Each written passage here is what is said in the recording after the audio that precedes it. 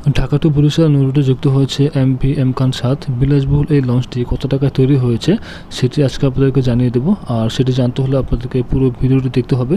আর এমকান 7 লঞ্চটি নিয়মিতভাবে ঢাকা টু বরিশাল নৌ রুটে সার্ভিস দিচ্ছে। রোটেশন সিস্টেমে 2 থেকে 3 দিন পর লঞ্চটি নিয়মিতভাবে সার্ভিস দিচ্ছে। তো যারা লঞ্চটিতে ভ্রমণ করতে চান তারা আপনারা অবশ্যই ডিসক্রিপশন বক্সে নাম্বার দেওয়া থাকবে, সেই নাম্বারে যোগাযোগ করে তারপর টিকিট নিশ্চিত করে তারপর আপনারা লঞ্চটিতে ভ্রমণ করবেন।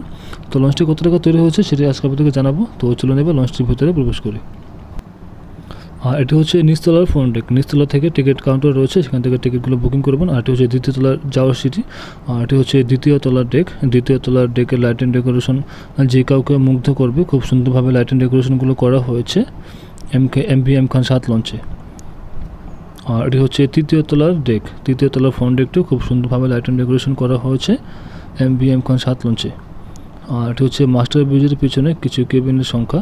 তো এখানে সিঙ্গেল কেবিন, ডাবল কেবিন রয়েছে। যারা এমভি এমকান 7 লঞ্চে ভ্রমণ করবেন তারা অবশ্যই মাস্টার ব্রিজের পিছনে কেবিনগুলো পেয়ে যাবেন। খুব সুন্দরভাবে সব কিছু সাজানো গোছানো, পরিষ্কার পরিচ্ছন্ন, সব কিছু ডেকোরেশন খুব সুন্দরভাবে করা হয়েছে এমভি এমকান 7 লঞ্চে। আর এমভি এমকান 7 লঞ্চের সবথেকে দামি একটি ভিআইপি রুম হচ্ছে এটি হচ্ছে বিলাসী ভিআইপি রুম।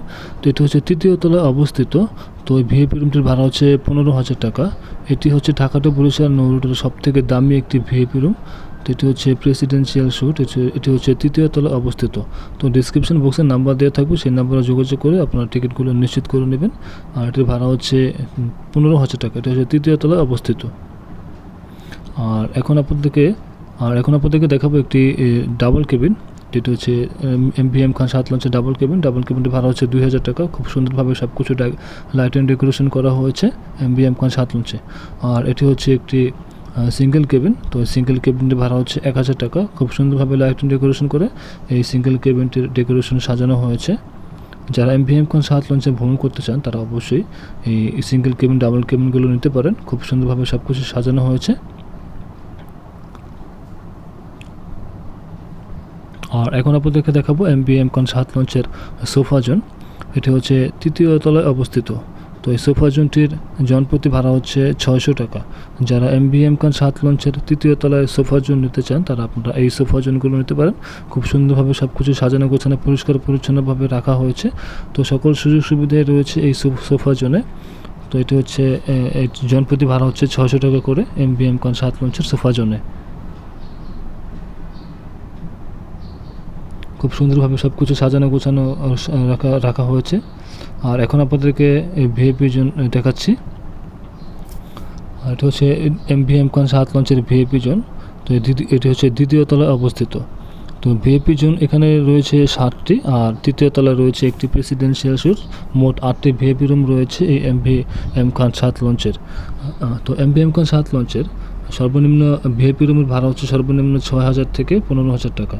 তো এখানে যেহেতু 7টি ভিআইপি রুম রয়েছে, এখানে 6,000 থেকে আপনি 8,000 টাকার মধ্যে পেয়ে যাবেন দ্বিতীয় তলার ভিআইপি জোনগুলো। আর তৃতীয় তলার ফ্রন্ট ডেকের সামনে রয়েছে প্রেসিডেন্সিয়াল স্যুট, সেটি ভাড়া হচ্ছে 15,000 টাকা।